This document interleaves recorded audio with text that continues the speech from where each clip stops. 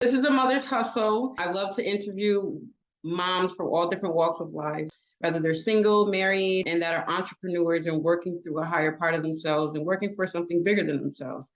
Hi, my name is Diana Ibelis, and I am the momager and wife to a family in the entertainment industry. I am also the author of Raising a Child Star, and I'm an entertainment career consultant for parents of child actors.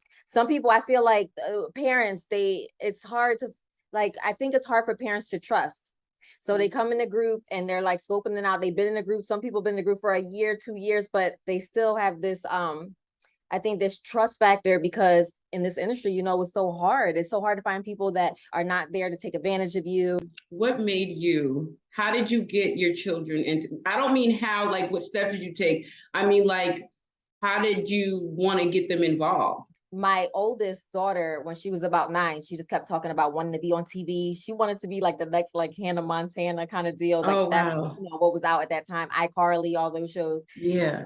And I just, I thought she was gonna grow out of it. So I'm like, she'll be okay, and she kept talking about it. So eventually we decided to put her into some classes. So we put her into some theater classes, and she was just doing that for a while. And that's as far as we had taken it at that point, because I didn't know anything about the industry. Just from what I heard, it was just the whole idea of it was scary to me anyway. I'm like, that's not for people, like us. I don't know, over here on the East Coast, that's, people over there, but what happened was my husband, he met someone at work who was just kind of talking to him about his kids. And he's like, yeah, I met your family, your kids, they have big personalities. They should get into acting. My kids are acting. And he was like, oh, well, actually my oldest does want to act, but we just don't know where to take it from here. She's taking some classes or whatever. And he was like, oh, let me introduce you guys to our agent in New Jersey. Yeah. So I started talking to my daughter about that, and my son overheard, and he was like, I want to go too. Right. Like, at this point, she was 12 and he was about 8, 7, 8-ish. And he was just such a hyperactive kid and into video games and didn't want to wear clothes. And I'm just like, okay. But yeah, I decided to just take all 3 of the kids over to the meeting. Back then, I didn't know that was probably a no-no. And she ended up falling in love with all of them. And she actually wanted my son the most out of the 3. Wow. You think it was because of his personality? Well, first, I think he filled a void for her, for sure. So she, in New Jersey, acting on the East Coast, that's outside of New York and everything. So she didn't have a lot of African American boys, on her roster. So for her, that was like, oh, this is new, Yeah. And then he wasn't shy. So she gave him something to read. He was down, one in the room without me. Wow. Yeah. So she saw something in him, because she kept talking about it. She was like, I need him. And she was like, I love all your kids. Oh, they're so cute. But him. So did you ever run across any scamish situations at all? Or was that like your first and then you just kept evolving from there? I did. But I never actually indulged in it too much. So I would, so my daughter, she would, she would see the ads, up, or she would hear on the radio, do you want your kids to be on Disney? We're having these interviews at some hotel nearby, on this day. And we would go to them. We went to about 3 of them, actually, where she would have to walk the runway, or, she would have this meeting, and they would, give us this this package, and call us next day and say, oh, we love your daughter, we want to, and you just gotta pay $4,000. Yeah, you gotta pay $4,000, you gotta travel to here, and you gotta pay for our photographers, and we didn't have any money. So I had to really, in order to make that investment, I had to do the research. So I would just really dig, and I would always find something, some kind of forum against whatever it was that would say, don't do it, they're a scam, or they're experiencing. I follow my intuition, and I really, like, something doesn't sit with me, I can't move forward until Right. Especially these your babies. You're like, these my babies. They're my babies. They asking for a lot of money. this is my savings, and so we never actually got into a situation where we end up paying that money and losing money. And then our agent, we got really lucky with our first agent because she was willing, she knew we were new, and she was willing to talk me through things and answer my questions. And I had a lot of questions. So, I called her about some of these things, and she would tell me, well, da da da da da, but it's your choice. And I would think in my head a little bit, is she saying that because she just wants to keep my kids to herself? And then I, of course, being a little stubborn, still look into it and find that what she told me was true, Wow. So you got the agent in New Jersey. How did you end up in LA? Okay. So we got the agent in New Jersey. She was so right about my son. So right. We got the permits and everything in place, and he just literally started working right away. Wow. He got his first audition and he booked it. And it was for 6 ABC. And it was a commercial, and he was going to be the younger version of the sportscaster, Deuces Rogers. And then he had his second audition and his third and fourth. And I think out of like his first 4 or 5 auditions, he booked all of them except for one. Wow. And he was just consistently working within those 6 months, those first 6 months. And I was like, okay, maybe we got something here. So from there, first year, consistently working, I was submitting them. We were hungry. So we were just doing whatever came up that, that seemed like it was beneficial to their resume. So we were going out to New York. We wanted to learn all, the different types of work. So we wanted to see what background for TV was what, background for film was, what short films were. So we were just dipping and dabbing into everything. And a couple of years went by. Well, not even a couple of years. I want to say after like the first year, the oldest that wanted to act originally, she said, you know what?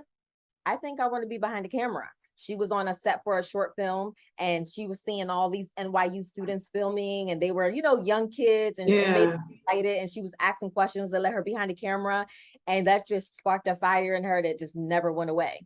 Wow. And she pretty much at that point done with acting. And so we got her a camera, and she started doing these little videos. And then we got her a better camera, and she started making films. And she was pretty much becoming this hot topic over there in Philly where we were at in the film industry, because I would take her to networking events and just go. And she would go. She was only 14, 15 years old, just talking to people, passing out May, letting them know what she does. And I would just watch her in the corner. I would come in when I felt, like it was time for Mama Bear to come in. But it was just like a buzz that was going around. She started getting interviews. She was on the news. She was in newspapers. So we were like, you know what? Like, this is somewhere. So we got to really like invest. So we reached out to the community, and we were able to raise like $9,000. Wow. A total of like 13 grand to help her make her short film into a full-length feature film. Oh my gosh. How long did it take for you guys to raise that? Not long, because people were really interested in what she was doing. I mean, it was to the point where we had strangers donating like $1,000. Wow. Because she was so young. She was 15. It's like a 15-year-old that's on her third film. Okay. Yeah. At this point. And, and she was it was something about her that really, I didn't have to speak for her. Let's put it that way. She knew what she wanted, and she knew how to talk about what she needed. She wasn't shy about that. And, she would complete her projects. So people were very interested. And then once, of course, she was on the news and stuff like that, it brought in some people that didn't even know who she was. Wow. And that's what pretty much got us to LA, because she was in this program, a little film program that someone invited her to. And there were some people from LA on a Zoom call with them, talking to them about their production company that they have here, where they represent youth directors. Wow. And they were interested in representing her. So they reached out to us, and they wanted to meet her. So they wanted to fly her and a parent out to LA to meet her and talk about getting her, in represented by them, signing a contract with them. And I was like, what? Yeah. So we were talking about it. And that situation, that whole contract, that was one of the things that didn't sit right with mama, but it was such a big opportunity. So I was like, let's entertain this. Let's talk to them. Let's see what it's about. I spoke to my daughter and I was like, wouldn't it be cool if when we went out there, we just like stayed out there for like a month or something. And we like maybe did a project and got, met some people. And she was like, yeah. They're paying for us to be out there. All we would have to pay for is like, an Airbnb. Yeah. So we sit down at the table and I tell my husband my idea. And I'm so excited, like, you know what? And he sits there and he's like, no. I'm like, what? Oh and he's God. like, no. And he's like, because he's first of all, he's a cop. He's a sergeant. Oh my God. So he's definitely like, no. Did a little bit of military time and all that good stuff. And just very protective over his family because he had a hard childhood and stuff like that. He was always a protector of everyone, his siblings, everything. So he's like, you guys are not like going out there without me for a month. Like, no. Yeah. Like, and we were just sitting at the table and we're just like, oh, okay. And then he just like starts getting emotional and he like starts to cry a little bit. And I mean, when I say it was like so quiet, we were all staring like, what is going on right now? Yeah. Like, why don't you guys just go there and stay? He's like, just go and just stay. And I'm like, what do you mean? Like, we have a house, like we own this house, like and he's like, I told my daughter that I was going to get her to LA by the time she was 16. She'll be 16 at the end of this year. He's like, let's just do it. You go, I'll sell the house. And I have to be here for work for a while, of course. So he was like, I'll keep you guys out there as long as I can. And we'll just see what happens. Let's just trust God on this one. Wow. Like, and then he was saying then he'll come after he sells the house. Well, right at that period in time, we were there was a whole situation with him being injured from work. So he was either going to be there working and just keeping us out there and we just be like a bi-coastal kind of situation. Or if it came to anything where he would, he would be able to get healed and work again. He was possibly thinking about coming and becoming a cop in LA. So we were just kind of like in a weird spot where it was just like, we're going to just see what happens and trust God that he's just going to work it out. So he went from, no, you're not going without me. And then had a moment and said, you know what? Just go ahead. Is that basically? Wow. And stay. Wow. Mind you, we had never even left the East Coast. Wow. So it was just like, wow. What? That is just, that story right there is amazing. I've never been a believer in you 18, you grown. It always baffles me how us adults could be this age and we still need help and we still be confused. But we expect an 18-year-old to get out and be grown, but that's how the society, but also us, it's really just us because other cultures that I grew up with, they move in with their mamas, they wives, they get married, and move into they know it takes a village. They're supportive of one of my friends. He had two siblings. He had a brother and a sister. And I said, what are you going to do with your life? Just like 10 years ago, we were talking. And he said, well, right now I'm working for Baba's Pizza Shops. He owned pizza shops all over the city that I was in.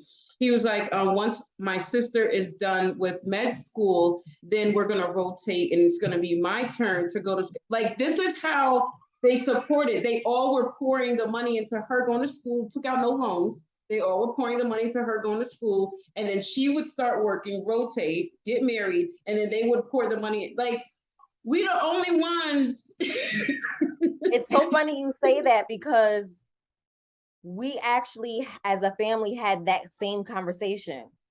I had that conversation with my sister, my husband's sister, and his cousin, and we were talking about just that. At that time, there was a lot of, we knew a lot of Middle Eastern and like Asian families that were doing that. They were living together. Everyone would go in on helping one person get a house. Then they would all go in to get the next person a house. And we were just like talking about that. And we decided that we were going to everybody was going to let go of their apartments and everyone was going to come live with us in our house. And we were going to pay rent and stuff together. And that's actually how we even were able to support the kids when they first started acting. And so this was it was your family. It was my sister-in-law, my husband's sister, my sister, her daughter. My sister-in-law had a daughter as well. and his cousin. We all moved in for 2 years. They lived with us. Well, the cousin lived for a year, but like a total, everybody for a total lived for 2 years with us. We all split the rent and the bills and stuff like that. And we used the money we were saving to travel back and forth to New York for the kids and pay for their acting classes and things like that. Wow. So girl, I'm like, yeah. And this is 10 people, on, okay? 10 people, I got makeup on. 10 people, 2 cats and a dog in a 3-bedroom house. It was crazy. So when I'm listening to you, I'm like, yeah, it makes so much sense. Like, not just like what you accomplish, but like the quality in which you accomplish, like your kids being able to see family work together like that. You know what I'm saying? Your kids being able to see feel them being supported, and then what they've accomplished, what they've gotten, they actually be able to see the fruits of y'all labor. You know what I'm saying? Like the quality, not just like, oh yeah, we moved to LA and yeah, my kid booked something. It's so much more to like what you're saying. That your so kids much more. Literally to this year, year 5 is where we finally were able to get a place where my kids have their own bedroom again. Wow. I'm getting goosebumps. I'm just getting goosebumps. Your story is like actually better than I could have actually imagined. Oh, thank yeah, you. Yeah. I mean, you're inspired. I'm listening to yours. I'm like, I'm connecting. I'm like, yes, yeah. I feel you. I inspired to level up to see, I didn't know before that I should be married. Like I was on some like, me and my kids, I don't want no one distracting me. Someone's gonna come in my house and try to tell me what to do. So I was doing the opposite of what we needed. Like, and I didn't even know. I'm like, yo, you need foundation. Like, yo, your kids need to see mother and father figure. Like, yo, you can't do everything by yourself. Like, nobody wants to be around a tired, stressed out woman. You know what I'm saying? Like, it's not even cute. Like, so I'm like, oh, I'm starting to get it now. And I'm like, you know what? I'm grateful that I'm getting it now. And I'm like, wow, if I accomplish that by myself, then just imagine with this new mindset and connecting with women like you, how far this can go, So I really look forward to, like, there's no limit here. There isn't, especially when you have faith. There is absolutely no limit. Yeah. First, tell us about the book and why you decided to do that. Okay. So the book. Okay.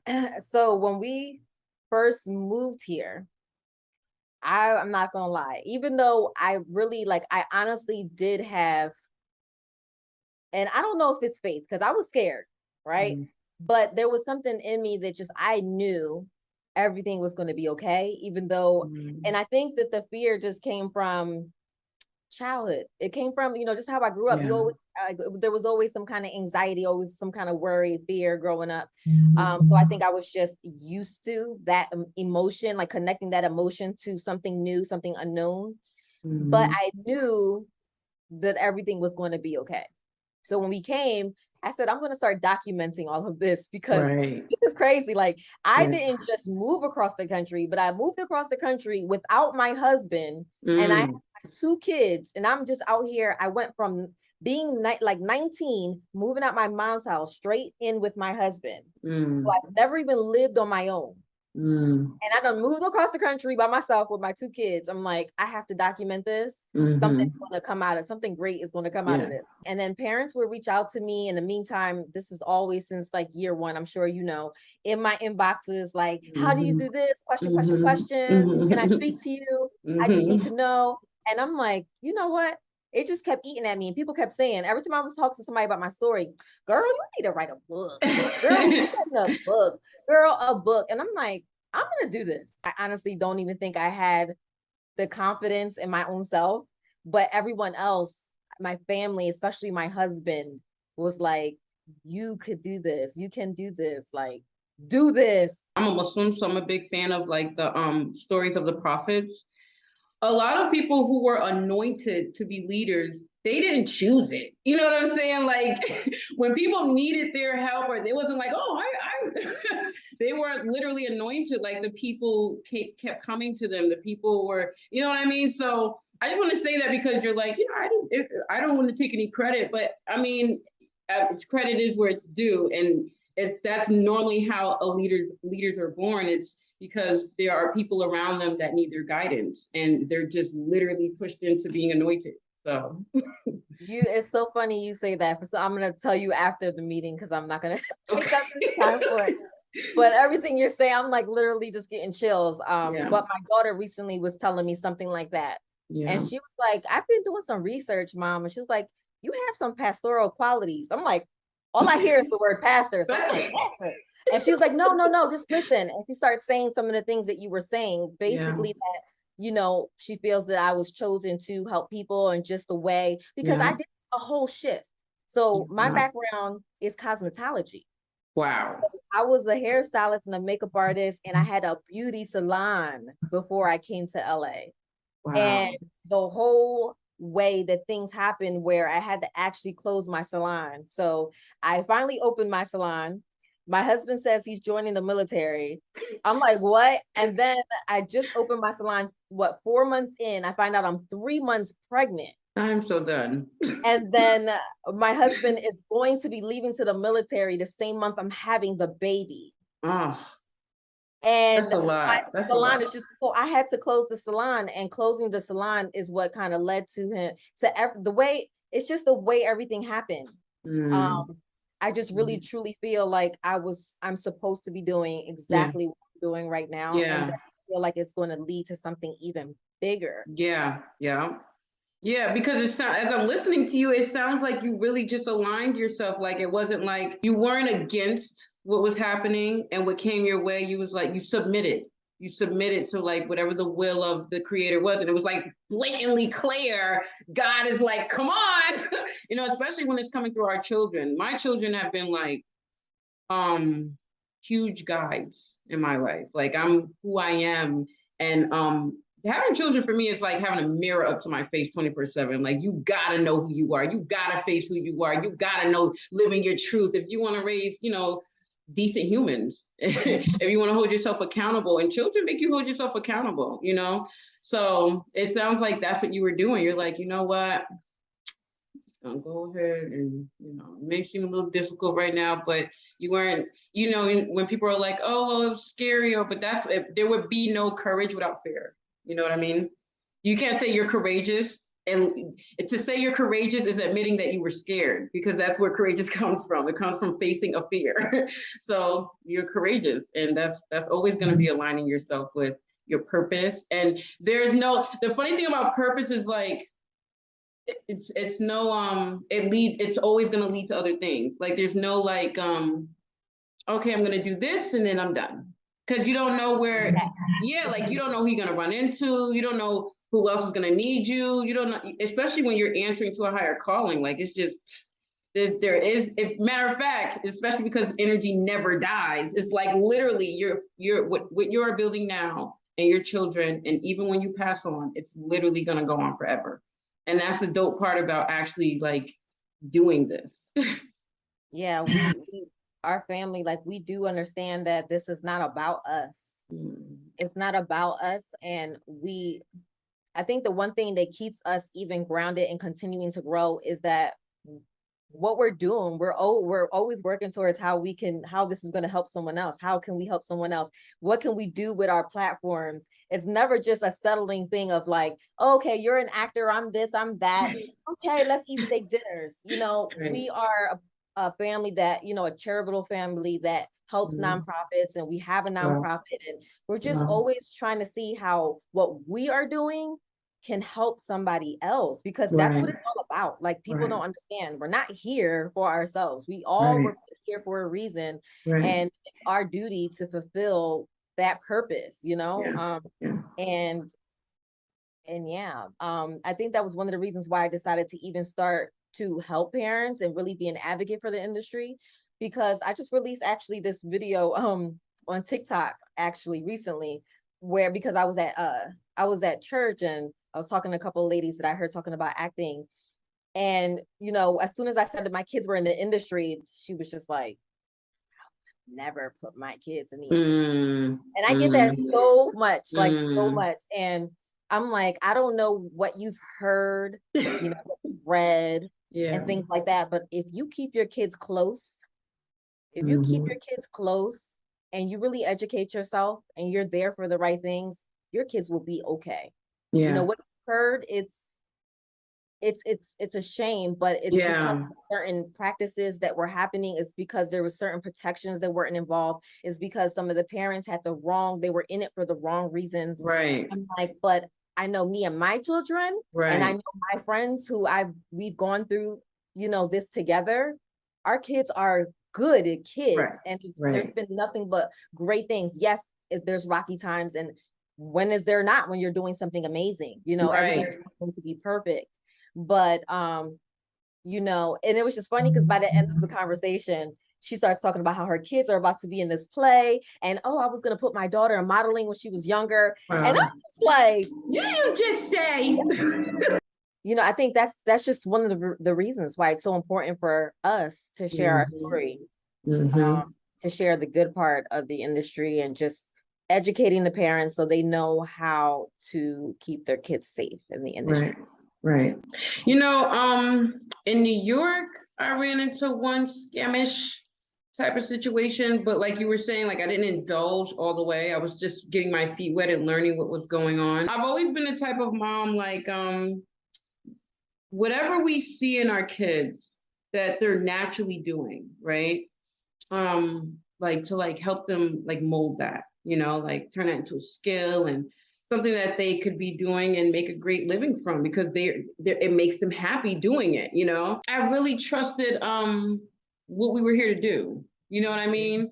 So like I really didn't have fears. The reason why I started the nonprofit before we moved from Philadelphia was because there were so many people who were telling me like, oh, so, your kids, they're gonna be spoiled. When they start making money, they're not gonna know anything about like, working hard and all this stuff. And then they're like, oh, well, how are they gonna be able to balance being on set in school? Like their grades are going to, like all these different things. Oh, these kids that are in the industry, they end up on drugs. Some of them are antisocial. They don't know how to be normal. Like it was just all these different things. And when my kids started, it was like the complete opposite. Like they started, like they were so outgoing. Yeah. They were respectful and they did their work because they knew if they didn't, they couldn't do what they wanted to do. Right.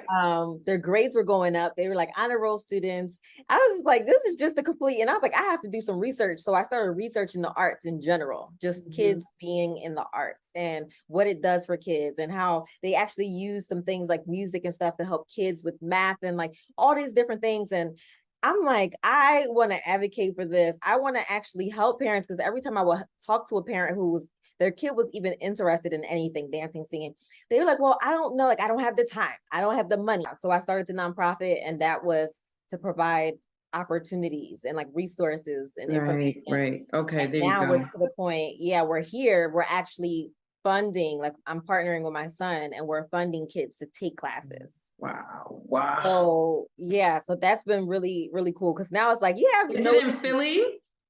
Sorry? Are you funding a program in Philly, or is it here? It's national. Like online. It's online. So basically you just we have it's called the Junior Arts Scholarship. So it's on Instagram, but every month we open up submissions, kids submit.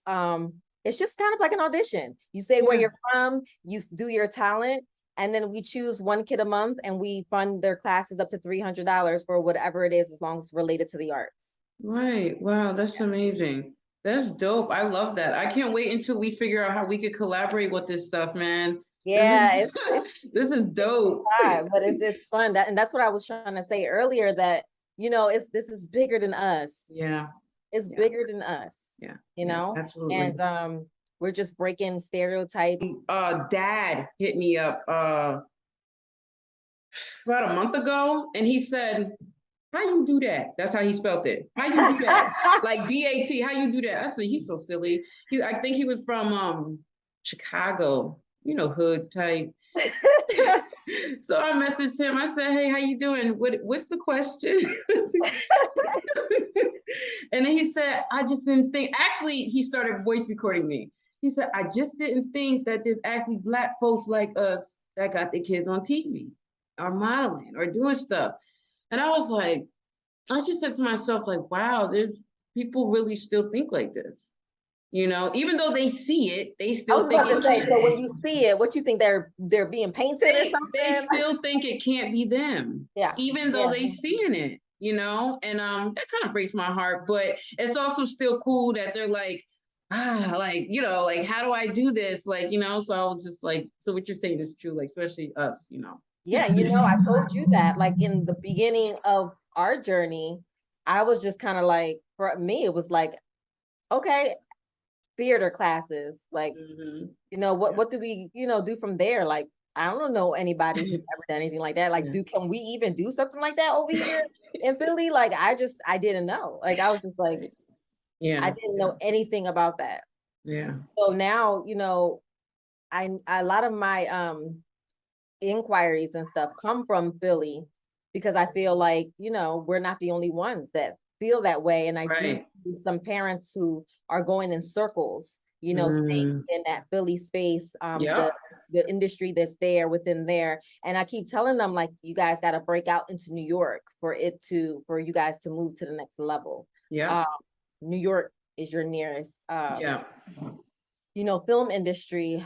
Um, but sometimes I don't know. I mean, some parents listen, but I feel a lot of times I don't know if I'm always getting through. So I'm just trying to find different outlets to connect with different types of people. So I do have Raising a Child Star, Mm-hmm. and this is basically our experiences mixed in with things that I've learned Mm-hmm. along with steps, you know, just the actual, like, this is what you need to do. This is what this is what that is. I found it like a really creative way to just kind of combine it all in one. Because Yeah. I feel like everything I learned was through my experience because I didn't have anyone telling me. Right. That's the best, girl. That is the best that you can give to somebody, your experience. Yeah. Yes, and it could be found on Amazon. If you get it from my website, Raising a Child Star directly, you get the journal for free. So that's something cool. My personal page on Instagram is Diana Wolfe, WOLFE. But other than that, everything is just Raising a Child Star. Oh, and your son is on, I just saw a CBS show. I don't remember the name of it. So right now, season 4, he is on season 4 of Bob Hart's Abishola. It'll air this fall, 8:30 Mondays on CBS. Okay, so this is season 4. Was he on all seasons? I mean, if you watch from season 1, you're like, that's the same boy. Yeah, Wow. and they're really allowing him to grow into to be, you know, who he is. And even right now, Wow. like he wants to change his hair, and they're actually going to incorporate that into mid-season so that he can, you Wow. know, wear his hair the way he wants it. So it's been a really great experience, and they treat him really well. And that's why, you know, I really talk to parents about that too, because I'm like, it's all about how you allow them to treat you and your child, Right. you know, because some Right. people have had some bad experiences, and it's like it doesn't Mhm. have to be that way, you know. Right. So if there's one thing you can give, one piece of advice that you can sum it up to for parents that are spanking new to this, that want to get their kids into this, what would you say? What would you tell them? I would say to get started, to just align yourself with people like us, who are willing to share their experience and information, and just make sure that you always go with your gut, Mm, because only you know what's best for your child, mm, and not to worry about what anybody else has to say about anything, because at the end of the day, you are in control. And I always tell parents that even when your kids has a manager, like, you are always going to be their ultimate manager. You're that's the one right. that's going to oversee management. So, Mhm. you know, you do what's best for your child. They're your responsibility. I But don't love let it. fear get in the way. Just do it. I'm so happy that you trusted me enough to sit and talk with me and share your information and to use me as a portal for everything that you're doing for other women, other people in general, because even though it's for moms, men be out there looking too. Thank So you. Yes, and thank you for what you're doing. It's so refreshing to know there's someone else out there that cares. yeah. So thank you just for what you're doing.